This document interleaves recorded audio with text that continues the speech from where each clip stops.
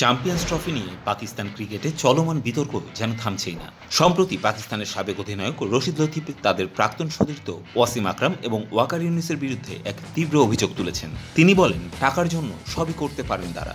Champions trophy নিয়ে পাকিস্তান দলের খারাপ পারফরমেন্স দেখে দুবাইতে বসে সমালোচনা করা ওয়াসিম ও ওয়াকারের কাছে রশিদের প্রশ্ন ছিল, কি লাভ হয়েছে তাদের ক্রিকেট জীবন থেকে। তিনি আরও বলেন, ওরা পরস্পরের প্রশংসা করতেই ব্যস্ত। ওরা নিজেদের গোটা ক্রিকেট জীবনে লড়াই করেছে, তাতে পাকিস্তানের ক্রিকেটের কোনো লাভ হয়নি। অদ্ভুত মানুষ ওরা।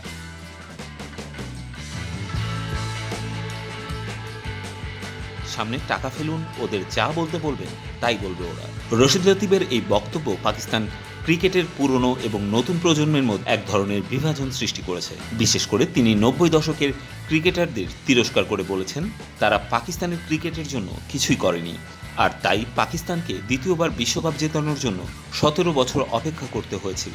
এই সময়ে ক্রিকেটারদের ক্রিকেট প্রশাসন এবং দলের থেকে দূরে রাখতে পারলে হয়তো আমরা আরেকটি বিশ্বকাপ জেতার চেষ্টা করতে পারব। ওরা দীর্ঘদিন ধরে পাকিস্তানের ক্রিকেটের সেবা করছে, এখন ওদের বিশ্রাম নেওয়া উচিত। ১৯৯২ সালে বিশ্বকাপ জয় এবং ২০০৯ সালে টি-20 বিশ্বকাপ চ্যাম্পিয়ন হবার পর পাকিস্তান ক্রিকেটে একটি আলাদা মর্যাদা অর্জন করেছিল।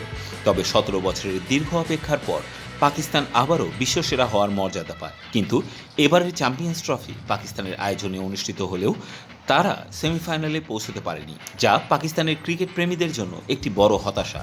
এমন পরিস্থিতিতে সাবেক ক্রিকেটারদের মধ্যে সমালোচনা ও মতবিরোধ বেড়েছে, যার ফলে রশিদ লতিফের আক্রমণও আরও তীব্র হয়ে উঠেছে।